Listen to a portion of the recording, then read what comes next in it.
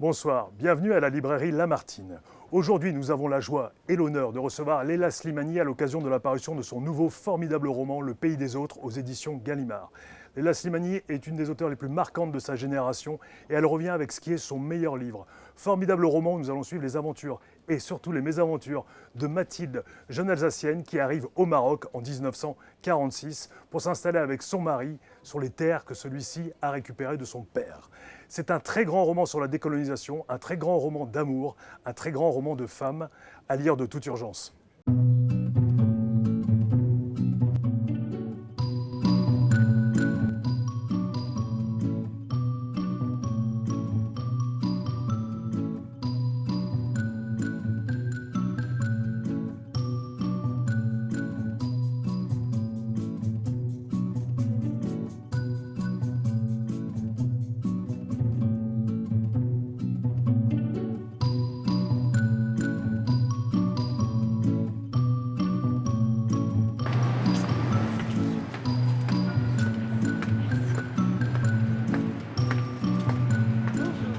Comment allez-vous ? Je vais très bien, je vais très bien. Déjà, je suis dans une librairie, je discute avec vous. Le fait de pouvoir revenir en librairie me fait me sentir très heureuse. Alors justement, vous êtes l'une des premières auteurs, voire la première à avoir signifié à la réouverture que vous désiriez revenir en fait en librairie. Ce qui nous a incité, nous, ce soir d'ailleurs, la rencontre, c'est grâce à vous, parce qu'en fait, si jamais vous n'aviez pas dit que vous vouliez revenir, on ne se serait pas relancé, vous imaginez, début mai, on s'est dit ça va être affreux. Et donc, qu'est-ce qui a été déclencheur par rapport à ça, de cette envie de revenir tout de suite sur le terrain ? Déjà, moi, j'avais envie de revenir comme lectrice. J'avais envie tout de suite de rentrer dans une librairie, de m'acheter des livres, de pouvoir assouvir mon désir. C'est la première chose que j'ai faite au moment du déconfinement. Je suis allée m'acheter des livres et je me suis dit, les libraires sont là quand on a besoin d'eux, nous, écrivains, pour parler de nos livres, pour les vendre, pour essayer d'expliquer aux gens. Donc nous aussi, on doit être là pour eux quand eux sont en difficulté. Donc je trouvais que c'était normal d'être là au moment où les libraires vivaient un moment difficile. Par rapport justement, vous évoquiez votre goût pour la lecture et les libraires, qu'est-ce qui vous fait vibrer en ce moment en tant que lectrice ? J'ai pas tellement lu encore de nouveautés, j'en ai reçu quelques-unes, mais comme je suis rentrée à Paris, le temps de retrouver les nouveautés, j'ai plongé pas mal dans des classiques. J'ai lu un livre qui m'a beaucoup plu, que j'avais jamais lu, j'avais vu le film, qui est Zorba, Alexis Zorba de Kazantzakis. J'avais jamais lu ce texte, qui m'a vraiment enthousiasmée, qui m'a bouleversée, parce que j'ai trouvé ce texte extrêmement joyeux, plein de liberté. Je trouve que c'est un très très beau texte à découvrir dans le moment qui est le nôtre. Et puis en perspective aussi de l'été, c'est un livre qui se passe en Crète avec un personnage de colosse très vivant, un jouisseur, un type d'une liberté incroyable, d'une sensualité aussi débordante. Donc c'est vraiment un livre qui m'a beaucoup plu. C'était Anthony Quinn au cinéma ? Oui, absolument, c'était Anthony Quinn, ouais. Et votre livre redémarre, parce que forcément, les gens ne se souviennent peut-être pas, mais vous êtes sorti, vous étiez très très attendu, le livre est sorti 9 jours avant la fermeture des librairies. Il avait démarré avec des chiffres absolument impressionnants. On a, nous, pendant le confinement, on a assuré un service de livraison uniquement sur le stock, puisqu'on ne pouvait rien commander, et vous avez été la meilleure vente durant le confinement. Et dès la réouverture, le livre a redémarré. C'est quelque chose d'absolument magique, en fait. Oui, c'est absolument magique. Et puis, vous savez, après, la vie d'un livre, elle est presque indépendante de son auteur. Nous, on ne peut plus faire grand-chose au bout une fois qu'on a écrit le livre. Moi, ce qui me touche surtout, c'est que les gens s'attachent beaucoup à ces personnages. Ils me parlent d'eux, vraiment comme si c'était des personnes de ma famille. Et donc, ils me demandent des nouvelles, ils me demandent comment ils vont, qu'est-ce qu'ils vont devenir. Donc ça me touche beaucoup. Et puis, j'espère que le livre continuera à faire son chemin dans la vie des gens. À mon avis, il n'y a aucun souci là-dessus. Bon, je vous fais confiance. Merci à vous. Pour ceux qui ont eu la chance, qui ont la chance de ne pas l'avoir lu, on va partir à la sortie de la Seconde Guerre mondiale et on va suivre Mathilde qui arrive au Maroc pour retrouver son mari. Alors, elle est alsacienne, elle est toute jeune. Comme elle dit à un moment, elle dit, c'est encore une enfant. Il y a quelque chose effectivement. Elle s'éloigne de chez elle. On est en 1946, donc les voyages sont quand même extrêmement plus particuliers qu'aujourd'hui. Et elle arrive là-bas et découvre ce pays. Il y a, dans la dimension du livre, par rapport aux 2 premiers romans que vous avez écrits, il y a la dimension historique et la dimension, comme vous venez de le dire, familiale. Est-ce que, justement, par rapport à l'approche que vous avez eue sur l'écriture, ces 2 choses qui peuvent être un poids sur la documentation, la manière d'orchestrer, est-ce que vous, il a fallu, comment vous avez abordé en tant que romancière cette nouvelle dimension, en fait ? Mais j'ai essayé de garder ma personnalité et de garder la façon dont je travaille habituellement, même pour les autres romans, avec cette question historique, par exemple. C'est-à-dire que moi, je voulais pas du tout écrire un roman historique où je suis là pour jouer un rôle de pédagogue et apprendre aux gens des choses sur l'histoire. Et je voulais surtout que les informations dont Leila Slimani dispose en 2020 apparaissent dans le texte. Je voulais avoir exactement le même niveau d'information que mes personnages. Je voulais raconter cette histoire comme un présent, pas comme un passé. Je voulais vraiment qu'on s'imagine ce que ça pouvait être de vivre à cette époque et donc de vivre dans un présent qui est trouble, qui est confus, parce que nous tous, quand on vit dans le présent, ça n'est pas encore de l'histoire, donc ça n'est que du présent. Confus, c'est ambigu, c'est trouble, on a des informations qui sont parcellaires. Évidemment, vous ne vivez pas la colonisation de la même manière quand vous êtes dedans que 60 ans plus tard, quand vous avez lu, que vous savez ce que c'est, que vous pouvez avoir un jugement ou pas sur la question. Je voulais vraiment raconter l'histoire avec un grand H à hauteur d'hommes et de femmes surtout. Et je voulais vraiment raconter leur point de vue sur cette époque-là. Donc je me suis énormément documentée pour pouvoir quand même maîtriser mon sujet. Et ensuite, ce qui était difficile, c'est d'essayer d'oublier des choses, de ne pas trop utiliser mes connaissances parce que je pense que j'aurais pas été pertinente, ça aurait pas été juste. Ce qu'il fallait vraiment, c'est raconter qu'est-ce qu'on savait quand on vivait dans une ferme à 25 km de Meknès, qu'on était très isolé, qu'on n'était pas du tout un intellectuel, qu'on vivait de la terre. Qu'est-ce qu'on savait du monde?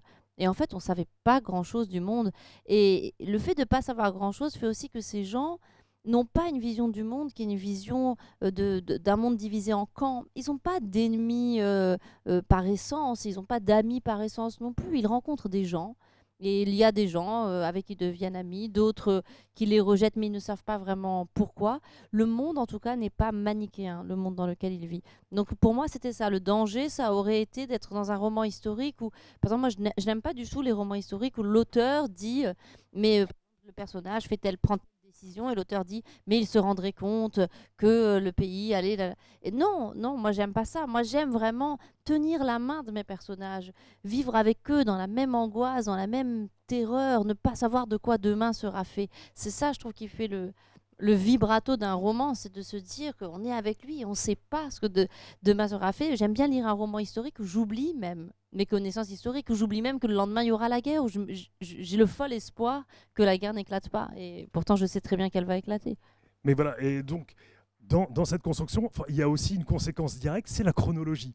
C'est-à-dire que le livre est bien évidemment chronologique, mais en même temps, cette chronologie est assez diffuse. Vous n'insistez jamais sur les dates, sur les... Et il y a des moments où on se dit, mais... Alors, bon, on était en 46, il y a 47 là, voilà, on est comme eux, en fait, c'est-à-dire, le lecteur finit par oublier la notion de chronologie, parce que simplement les événements avancent. Mais c'est exactement ça que je voulais. Il y a aussi quelque chose qui est très important, c'est que quand on est un auteur marocain ou algérien ou afghan ou je ne sais quoi, on est souvent sommé d'écrire des livres politiques, des livres engagés, des livres où les personnages sont des symboles, sont des êtres sociaux. Alors il faut parler de l'honneur, de la guerre, de la religion, de tout ça. Et il faut ancrer ces personnages. Et je trouve qu'en fait, c'est une grande violence qui est faite aux auteurs de ces régions du monde. Comme si, finalement, on pouvait écrire des romans d'amour, des romans éthérés, que si on était anglais, français, ou, voilà. Mais que nous, on était tenus à ça. Et pour moi, c'est un de mes combats littéraires, c'est de me battre pour que tous les personnages aient le droit à des émotions universelles et le droit à ce qu'on parle d'eux, pas seulement en tant qu'être politique, mais en tant que femmes qui ont envie d'aventure, de faire l'amour, de rencontrer des gens, de rire, de danser. Donc c'est pour ça aussi que je voulais pas des personnages écrasés par la chronologie, par les problématiques politiques. Je veux dire qu'on peut parler du Maroc de la colonisation sans parler tout le temps de la colonisation, sans parler tout le temps du contexte, que les gens vivent au-delà de la politique. Il y a, je crois, moi je crois à la liberté, je crois qu'on n'est pas totalement aliéné à ça, on n'est jamais totalement une victime ou un être passif par rapport aux événements. Il y a toujours une part de nous, surtout dans le présent. Regardez ce qu'on vient de vivre, malgré tout ce qu'on a vécu, la difficulté que c'était, bah, on arrive de temps en temps à fermer la porte et à rire avec ses enfants, à avoir des moments de légèreté, à regarder quelqu'un et à s'émerveiller de quelque chose qu'on voit dehors. C'est ça la vraie vie. Dans la vraie vie, l'histoire, elle n'occupe pas 90% de notre temps. Et pour moi, un roman, qu'est-ce que c'est d'autre sinon la vraie vie? C'est ça le but d'un romancier, c'est de raconter la vraie vie. Et alors, justement, la vraie vie, là, il y a un socle familial. Est-ce que, par rapport à la fiction, est-ce que vous vous êtes pas censuré, mais vous vous êtes dit, bon, par rapport à l'histoire de ma famille, justement, est-ce que je peux me permettre ça d'inventer? Est-ce que c'est un curseur qui a été enfin, un questionnement? Oui, bien sûr, c'était un questionnement, mais après, moi, j'ai beaucoup de chance, c'est que moi, je viens d'une famille de grands conteurs et puis surtout de grands menteurs. Donc, moi, j'avais des parents et des grands-parents qui mentaient tout le temps sur leur passé, sur leurs histoires, mais qui mentaient parce que ils savaient bien raconter. Donc, les histoires banales de la vie, bon, ça les intéressait pas. Donc, ils se mettaient tout le temps en scène dans des histoires où ils étaient des héros, il leur arrivait des choses extraordinaires. Donc, par exemple, je raconte souvent cette histoire que mon grand-père avait une très grande cicatrice sur le ventre. Et puis, quand j'étais petite, je lui demandais avec mes sœurs d'où venait cette cicatrice. Et pendant très longtemps, il nous a raconté qu'il avait été attaqué par un tigre du Bengale dans la forêt noire en Allemagne. Et avec mes sœurs, on se disait, mais c'est quand même incroyable, un tigre du Bengale en Allemagne et tout. Et puis, vraiment, c'est une histoire très, très détaillée. Et ma grand-mère se mettait derrière, elle rajoutait toujours deux, trois détails qui rendaient la chose très, très crédible. Donc voilà, et moi, jusqu'à l'âge de 15-16 ans, je crois que j'ai cru que mon grand-père avait vraiment été attaqué par un tigre. Donc, j'avais des grands-parents qui étaient comme ça. Donc, mes grands-parents, à la fois étaient mes grands-parents, des gens réels avec qui je vivais, et ils étaient déjà dans mon esprit des personnages de romans. Ils étaient déjà de la fiction. Et je crois que dans ma famille, on a toujours eu cette idée que la fiction, elle vous sauve de la mélancolie, elle vous sauve de la banalité, elle vous sauve de l'ennui, elle vous sauve de plein de choses, et que c'est pas très grave de raconter des trucs qui sont pas tout à fait vrais et d'exagérer un peu parce que voilà, ça ajoute un peu de panache à la vie. Donc la question pour moi de la frontière entre la fiction et le réel n'a jamais vraiment existé. Voilà, moi je crois que la vie est un roman, le roman est la vie. Moi, les gens qui me disent ouais, la vie c'est pas un roman, je suis pas du tout d'accord. Moi, je pense que la vie c'est un roman et un roman c'est la vie et il n'y a pas vraiment de différence entre les deux. Alors après, j'essaie de pas trop dire ça à mes enfants parce que du coup, mon fils se sent le droit de mentir absolument tout le temps. Donc j'essaie de rétablir maintenant un peu la frontière, mais bon, c'est pas toujours facile. Alors, c'est un livre qui est à la fois extrêmement simple à raconter. Hein. C'est voilà, l'histoire de Mathilde qui arrive donc et qui suit son mari. Mais une fois que j'ai dit ça, forcément, vous avez bien compris que je n'ai absolument rien dit.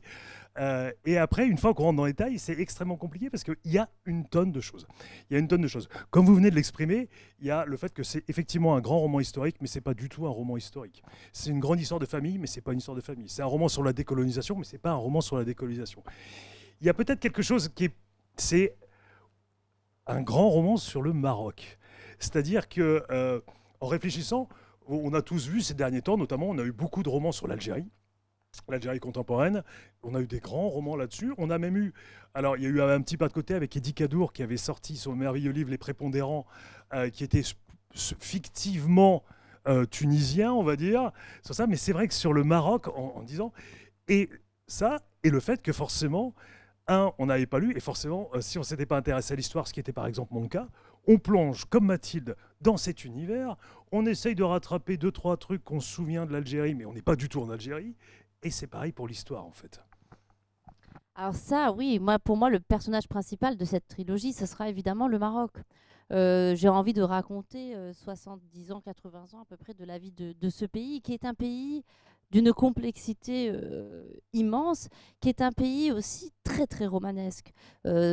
Contrairement à l'Algérie ou à la Tunisie, c'est quand la France arrive et colonise le Maroc est déjà un État vieux, ancien. C'est une très très vieille monarchie, même une vieille dynastie, c'est une des plus vieilles dynasties du monde. C'est un pays qui a été fondé donc juste à Fès, juste à côté de Meknès. Donc on est dans le cœur du Maroc impérial. C'est un pays avec déjà des structures imposantes et tout. Ça n'a rien à voir avec l'Algérie qui passe de la colonisation ottomane à la colonisation française et qui n'a jamais été un État indépendant avant la France. Les Français, quand ils arrivent au Maroc, ils comprennent bien qu'ils ne vont pas du tout pouvoir agir de la même manière que dans un pays comme l'Algérie. Et ce pays-là, dont je connais assez bien l'histoire pour l'avoir à la fois appris à l'école et puis ensuite avoir été journaliste à Jeune Afrique, je me suis toujours dit, mais comment c'est possible qu'un pays dont l'histoire est aussi romanesque. Il y a quand même des personnages avec un panache extraordinaire. C'est un pays avec des pachas, des caïds, des tribus, des personnages hauts en couleur. Je me suis dit, il faut absolument raconter cette histoire et la raconter pas comme un... Je trouve que trop souvent, pour les pays du Sud, on raconte leur histoire un peu comme des seconds rôles, des pays victimes. On le raconte toujours d'une manière un peu comme ça. Moi, j'ai envie de raconter le Maroc comme on raconterait la France ou les États-Unis ou l'Italie. Et le raconter vraiment à travers des individus qui ont des aspirations individuelles. J'ai pas du tout envie de créer une famille qui soit représentative du Marocain moyen, parce que je sais même pas ce que c'est, ou de la femme marocaine, cette espèce de phrase horrible que je déteste. Je veux raconter juste des gens, voilà, qui ont vécu dans ce pays, qui en font partie comme tant d'autres. Et voilà, essayer de raconter une histoire un peu oblique, un peu différente de ce pays qui est très, très, très intéressant. Alors, dès le départ aussi, ce qu'on va retrouver, c'est ce qu'il y avait dans vos 2 précédents romans, c'est pas une rudesse, mais voilà, contrairement, vous n'essayez pas d'enjoliver les choses du tout. Il y a un rapport extrêmement frontal à plein de sujets, que ce soit effectivement directement, on évoquait la décolonisation, mais la femme, le désir, d'un côté comme de l'autre. Tout de suite, on est saisi par ce ton, alors que par défaut, on dirait moderne, alors que, mais oui, mais pas, dans le livre, en fait, c'est pas ça. En fait, dans le livre, c'est juste qu'on a vraiment l'impression d'y être, en fait. Mais souvent, on m'a demandé pourquoi, parce que les gens, quand ils me voient, quand ils parlent avec moi, ils me disent: ah, mais vous avez l'air gentil, pourtant, vous avez l'air douce, alors je comprends pas pourquoi vous parlez comme ça, vos livres sont très brutaux. Mais je crois qu'en fait, c'est pour ça que moi, j'aime écrire, parce que la littérature, elle autorise ça, elle autorise une forme de, peut-être pas de brutalité, mais en tout cas de la brutalité qui est liée à une forme de vérité ou de lucidité. Dans la vraie vie, les choses sont plus tendres et sont plus rondes justement parce qu'on ment. Et puis parce qu'on dit, ou en tout cas on dit pas toute la vérité. On est obligé avec les autres de porter un masque, et c'est tout à fait normal d'ailleurs. Même les gens qu'on aime le plus, nos parents, nos frères et sœurs, on leur dit pas leurs 4 vérités toute la journée. Et heureusement, parce que sinon ça serait invivable. Mais on les garde en soi, quelque part, au fond de nous. Et ce qui est merveilleux, c'est quand on écrit, on peut les dire. On peut les dire, on peut tout balancer. Alors bien sûr, sous couvert de plein de choses. Mais du coup, toutes ces pensées, voilà, toutes ces pensées cachées, toutes ces pensées un peu sombres, on leur donne corps à travers le roman. Et c'est, je pense, jouissif de part et d'autre, à la fois en tant que lecteur et en tant qu'écrivain. Mais moi, comme lectrice, j'aime retrouver ça parfois dans les livres, trouver une pensée que je n'oserais jamais dire et la voir, voilà, écrite noir sur blanc devant moi. Et c'est aussi une des caractéristiques, c'est un très grand livre de personnages. En fait, vous l'avez évoqué, on a une galerie de femmes extraordinaires, plein de gens vraiment très différents, mais aussi une galerie d'hommes extraordinaires qu'on va apprendre à croiser et qui nourrit ce livre. En fait, on évoque ensemble ce livre, on a l'impression qu'il fait 2000 pages, en fait. Mais non, il est là, il est ramassé et tout est plein, en fait. Et en même temps, on a l'impression qu'il prend son temps. Oui, j'ai beaucoup plus pris mon temps que par exemple pour Chanson douce, où je voulais vraiment quelque chose de très très très sec, d'acéré, il fallait qu'il y ait aucun gras. Là, pour le coup, j'ai pris mon temps parce que je voulais aussi que ce soit un roman sensoriel. Je voulais que les gens se sentent dans cet endroit, dans ce Maroc qui est à la fois le Maroc, mais qui n'est pas du tout le Maroc de l'Office du tourisme marocain, quoi. C'est pas voilà, les épices et Marrakech et le couscous et tout ça. Ça m'intéresse pas du tout. Je voulais raconter un Maroc qui est le Maroc aussi de ces années-là, qui est un Maroc de la misère, un Maroc de la rocaille, un Maroc d'un climat dur. Et en fait, pour raconter le Maroc, je me suis inspirée de beaucoup d'autres pays. Pour raconter le Maroc, j'ai beaucoup emprunté à l'imaginaire du western. Moi, j'ai énormément regardé des westerns quand j'étais enfant. Mon père était un grand fan de western. Et en fait, quand j'ai lu des choses sur cette époque, je me suis dit, mais c'est exactement la même chose. C'est la conquête de l'Ouest. C'est le colon partait avec à peu près le même état d'esprit que le pionnier. Donc, c'était des gens qui arrivaient, ils vivaient sous la tôle, ils avaient des terres comme ça pleines de rocailles, et puis ils passaient 2 ans à débroussailler, et puis il pleuvait, il y avait des criquets. Enfin, c'était des vies comme ça, les maladies et tout. Donc, j'ai essayé vraiment de raconter voilà, un Maroc par les sens. Et évidemment, après, ça fait une langue qui est totalement différente. Quand vous prenez votre temps pour installer des paysages, une lumière, la poussière, la rudesse du climat, le rapport au corps, bah, vous développez évidemment une écriture qui est tout à fait différente. Il y a la famille de Mathilde alsacienne avec ce père truculent en diable, et sa sœur Irène, qui est, bon, voilà, grande sœur. Non, pas du tout. Mais il y a aussi forcément sa famille à Amin. Son père est mort. C'est pareil. L'histoire du père, c'est quelques lignes dans le livre, et c'est un roman à lui tout seul, avec une de ces choses qui va revenir dans le livre, c'est aussi la confrontation effectivement entre la superstition, la religion, qui est très présente aussi dans le livre. Alors, le Maroc, il faut le savoir, c'est un pays qui est dans tout le monde arabe et dans une partie de l'Afrique connu pour être un très grand pays de sorcellerie. C'est vraiment un pays où c'est tout à fait reconnu, ça existe, c'est même une économie très importante au Maroc et l'économie de la sorcellerie. Des gens viennent du monde entier pour voir ce qu'on appelle des chouafats, ce sont des sorcières qui ont des dons comme ça. Les Marocains recourent de manière quotidienne dans tous les milieux sociaux à la sorcellerie. C'est quelque chose qui fait partie de nos vies quotidiennes. Alors, ça peut être de la sorcellerie blanche ou noire. Vous pouvez vous retrouver parfois à vivre avec des gens et puis vous vous rendez compte que vous avez été empoisonné, qu'on vous a volé une mèche de cheveux, vous retrouvez des boîtes avec des drôles de trucs dedans. Et c'est aussi de la sorcellerie blanche entre guillemets, enfin on essaye soi-disant de vous enlever enfin de vous désenvoûter quand vous êtes trop amoureux ou ce genre de choses. Donc ça fait vraiment vraiment partie intégrante de la vie quotidienne des Marocains. Donc je ne pouvais absolument pas faire l'impasse là-dessus parce que dans les années 50 c'était encore pire que maintenant. Je dirais c'était vraiment dans un monde en plus, c'est ce que j'essaie de raconter, dans un monde où il y a très très peu de médecins. Il n'y a pas de médecine moderne au Maroc quand les Français arrivent. Il y a de la médecine traditionnelle, il y a des rebouteux, il y a des gens qui utilisent des plantes comme ça. C'est un pays qui vit encore de très grandes famines, des épidémies de typhus, des épidémies de choléra. Donc c'est un pays où vraiment la médecine n'est pas du tout installée. Et c'est d'ailleurs une des principales raisons pour lesquelles les Marocains ont accepté les Français. Parce qu'au départ, ils ont d'abord envoyé des contingents de médecins et de femmes médecins. Beaucoup de femmes, des veuves ou ce qu'on appelait à l'époque des vieilles filles, c'est-à-dire des femmes qui ne trouvaient pas d'hommes à épouser, on leur proposait de s'engager dans l'aventure coloniale. Et donc, elles partaient, ces femmes, et puis elles faisaient les premiers vaccins, les campagnes contre le typhus. Donc, voilà, il fallait quand même l'introduction de cet aspect de la sorcellerie. Et puis de la religion. La religion sera très importante dans la trilogie, puisque la religion s'est transformée. Entre l'époque, mon grand-père était un homme religieux que je n'ai jamais entendu parler de religion. Mon grand-père n'a jamais parlé de religion. Aucune de ses sœurs n'a jamais été voilée comme on voit aujourd'hui. Mon grand-père était un homme qui faisait sa prière, mais moi je ne l'ai jamais vu faire sa prière. C'était quelque chose, la religion, elle était là partout, tout le temps, mais on n'en parlait jamais et on ne la voyait pas. Et alors que dans les années 80, c'est tout à fait autre chose qui va se passer. C'est voilà, l'émergence d'une religion ostentatoire, où il faut être plus religieux que son voisin, etc., etc. Mais donc c'était montrer ça aussi. En plus, c'est une religion, une époque où les gens cohabitaient aussi entre religions.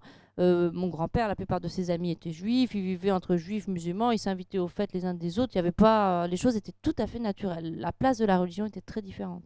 Et donc vous voyez, là, on est avec ce livre une très grande histoire d'amour parce que amplifiée justement, je trouve, de cette histoire de point de vue. Mathilde arrive, on a l'habitude, vous savez, on prend un livre, on attaque, on dit bon, alors ok, je vois un peu ce qui va se passer, on se lance dans l'histoire et on se fait avoir tout le temps. Et on se fait avoir tout le temps parce qu'il y a un point de vue, une richesse, une densité par rapport à ça. Et alors qu'on doute, je trouve très vite aux premières pages de l'amour qu'il peut y avoir vraiment entre ces deux personnages, vous n'allez avoir de cesse de nous raconter cet amour parfois rude, mais tellement joli en même temps, entre Amine et Mathilde. Oui, je pense que ces personnages, pour moi, ils s'aiment passionnément, ils s'aiment très physiquement aussi. C'est un amour qui est très physique, très sensuel. Ce sont des gens qui se rendent compte que tout conspire contre eux, finalement.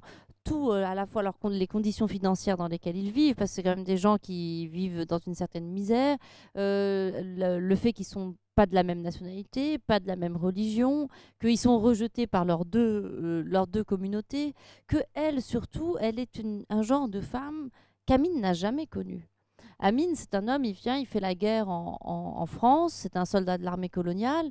Bon, alors il voit les femmes françaises, puis de toute façon, on lui a toujours décrit les femmes françaises. Les femmes françaises, bon, bah, elles sont libres, elles sortent, elles boivent de l'alcool, elles sont un peu légères, elles sont pas très très morales et tout, mais c'est amusant, mais voilà. Mais normalement, on n'en fait pas une épouse de ce genre de femme. Et lui, bon, quand même, il tombe amoureux. Puis je pense qu'en fait, à ce moment-là, il n'a pas tout à fait conscience de ce qu'il fait. Il ne se rend pas vraiment compte des conséquences de ses actes. Il sort d'un camp de prisonniers, il sort de 4 ans de guerre, il est épuisé. Il se marie avec cette femme et puis il l'amène avec lui. Et il se rend compte que cette femme continue, même sur ses terres à lui, même dans un endroit où ce sont ses lois qui sont censées s'appliquer, elle continue à revendiquer sa satanée liberté. Et elle veut faire les choses. Alors ça, c'est vraiment inspiré pour le coup vraiment de ma grand-mère, qui était vraiment comme ça. Alors ma grand-mère faisait, c'est vrai, 15 centimètres de plus que mon grand-père. Donc déjà physiquement, elle le dominait beaucoup.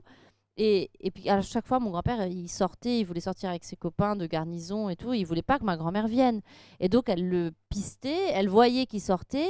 Et alors elle lui disait, tu vas où? Il disait, ah, je sors voir des copains. Et elle disait avec son fort accent, je viens avec. Et donc elle enlevait ces trucs. Et moi, on m'a souvent raconté, enfin les ouvriers de la ferme m'ont raconté, qu'on voyait ma grand-mère courir derrière mon grand-père et qu'il en devenait fou. Et finalement, elle le suivait. Et ben ça, moi, c'est quelque chose qui m'a beaucoup marqué parce qu'elle a toujours été comme ça. Même plus tard, quand on était petite et tout, elle disait toujours je viens avec. Et elle nous disait, tu vois, si les gens ils veulent pas de toi, eh ben tu t'en fous, tu dis je viens avec. Et en fait, je pense qu'une partie de mon féminisme, il est vraiment et mon engagement dans la vie de manière générale, il est fondé là-dessus. Même si on veut pas de moi, même si on dit c'est pas un endroit pour les filles, c'est pas truc, eh ben j'y vais quand même parce que je viens avec. Il y a pas de raison, donc je me laisse pas. Voilà, j'accepte pas toute forme de rejet ou de ségrégation. Moi, je viens avec. Merci beaucoup. Alors, est-ce que vous avez des questions? J'ai été un petit peu surprise par Mathilde, parce que j'avais envie de l'aimer, mais elle a un côté un peu dur et pas tout le temps bienveillante avec le pays où elle a envie d'aller, parce qu'elle aime cet homme. Et j'ai été un peu, enfin j'ai pas fini, peut-être que, mais j'ai été un peu déçue par son caractère un peu pas très bienveillant avec le pays où elle arrive. Mathilde, c'est pas une patronne d'ONG, quoi. C'était vraiment, moi, mon but, c'était de raconter que quand vous débarquez en 1945 et que vous êtes une grande femme blonde dans un pays comme le Maroc, l'image que vous vous faites d'abord du pays, elle vient des livres que vous avez lus et tout. À l'époque, quand vous allez à l'école, vous apprenez que vous allez arriver dans un pays de gens qui sont des semi-sauvages, hein, qui sont sales, qui sont pas développés, qu'ils ont une religion affreuse basée sur l'honneur et le sang et les crimes. Donc elle est pétrie de tout ça. C'est une femme elle n'est pas allée beaucoup à l'école en plus. Elle vient d'un petit village à côté de Mulhouse. Donc voilà, c'est pas une femme très très ouverte, quoi. C'est pas une bourgeoise parisienne qui à la même époque, voilà, aurait pu avoir rencontré des gens venant d'ailleurs et tout. Elle a jamais rencontré d'étrangers. Elle connaît rien au monde. Elle a 20 ans. Et c'est ça les images qu'elle se fait. Donc, elle arrive là, dans ce pays où en plus on lui fait comprendre quand même que le fait d'être blanche vous procure malgré tout une position de domination. Alors elle voit ces berbères qui travaillent avec elle, elle trouve qu'ils sont sales, elle trouve qu'ils sont paresseux. C'est une grande Alsacienne à qui on a toujours appris trucs, laver, le travail, tout ça. Alors elle voit cette berbère qu'elle trouve beaucoup trop rêveuse et elle est très dure avec elle. Mais pour moi c'est très très important de rendre finalement il faut rendre ça aussi. Un personnage, il est humain parce qu'aussi, il a des côtés qui sont noirs, qui sont pas bienveillants, qui sont pas très, très lisses. On arrive dans un pays, et même si on n'ose pas le dire, au fond de nous, parfois, il y a des trucs qui nous agacent, qu'on supporte pas, qu'on dira pas parce que ça se dit pas. Mais en vrai, on le ressent. Tout exil est quand même fait de plein de moments de déception, de moments d'agacement et tout. Donc je voulais rendre ça aussi. C'est que Mathilde, elle est raciste parfois. Elle est raciste, elle veut pas que sa femme de ménage fasse pipi dans les mêmes toilettes qu'elle. Elle considère que sa femme de ménage, bon, elle doit aller faire pipi dans les toilettes dehors. Mais c'était comme ça. C'était aussi comme ça, malheureusement, qu'on était élevés. Donc c'est aussi ça que je veux raconter. Comment aussi le rapport à l'autre va se transformer avec le temps, le rapport. Et puis on peut très bien se marier avec un arabe et être pour autant raciste malgré tout avec les gens. On est tous faits de plein de paradoxes. Donc c'était ça aussi que je voulais montrer dans le personnage de Mathilde. Alors d'abord, Leïla Slimani est quelqu'un d'extrêmement sympathique, agréable, qui a un sourire vraiment très charmant. Et ça m'a rappelé des souvenirs d'enfance parce que je suis née en Algérie, près de la frontière marocaine, à Tlemcen. Et les souvenirs que j'ai ressentent fortement à ce qu'elle a raconté, les histoires qu'on faisait raconter à mon grand-oncle en particulier. On connaissait la fin de l'histoire, mais c'était un conteur tellement exceptionnel qu'on lui faisait raconter des histoires. Elle a parlé de sorcellerie également. Je me souviens d'un groupe de gens du Sahara qui venaient régulièrement dans la ville, au moins une fois par an. Et quand on était enfant, on avait très peur parce qu'on nous disait c'est des magiciens, ce sont des sorciers. Et ils arrivaient et ils dansaient, et ils jouaient des instruments de musique tout à fait particuliers. Et en fait, ils tombaient en transe, donc on avait peur évidemment quand on était enfant. Et voilà, tous ces souvenirs, toute cette atmosphère, je l'ai retrouvée dans tout ce qu'a raconté Leïla Slimani. Bravo pour cette initiative. C'était vraiment très très intéressant d'écouter Leïla Slimani. Moi j'ai lu son livre il y a quelques semaines et j'ai été transportée. Donc c'est vraiment, elle nous fait revivre le Maroc à l'époque de la colonisation. Et on voit ce pays tiraillé entre ce désir d'indépendance et qui vit cette colonisation. Et puis on suit la vie de Mathilde dans toutes ses péripéties on voit aussi donc la vie rude, très très rude, très dure dans ces campagnes. On voit tous les petits métiers. On est vraiment plongé dans une atmosphère de là-bas. Et c'est un très très beau livre. Et puis donc l'interview m'a éclairée aussi sur la vie des grands-parents de Leïla. Et voilà, passionnant. Et c'est vraiment un livre, un gros coup de cœur que je recommande.